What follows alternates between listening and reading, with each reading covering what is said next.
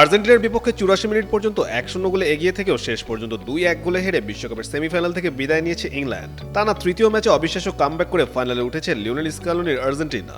তবে ম্যাচের পর আলোচনায় আসে জুড বেলিংহাম ও লিওনেল মেসির সেই উত্তপ্ত বাক্য বিনিময়। মাঠে দুই তারকার মধ্যে কি নিয়ে কথা কাটাকাটি হয়েছিল তা নিয়ে তৈরি হয় নানা জল্পনা কল্পনা। তবে বেলিংহাম জানালেন বিষয়টি মোটেও তেমন গুরুতর ছিল না।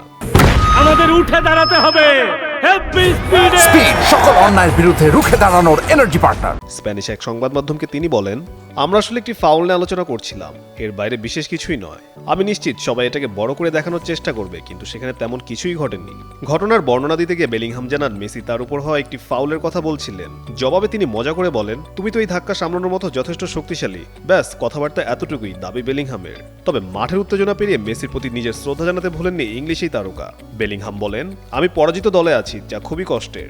তবে ইতিহাসের অন্যতম সেরা একজন ফুটবলারের বিপক্ষে খেলতে পারাটা সবসময় সৌভাগ্যের। এদিকে বিশ্বকাপের ফাইনালে উঠতে না পারায় হারকে নিজের ক্যারিয়ারের অন্যতম কঠিন মুহূর্ত উল্লেখ করে ইংলিশ সমর্থকদের উদ্দেশ্যে বেলিংহাম বলেন, এটা সত্যি বুক ভেঙে দেওয়ার মতো কষ্ট।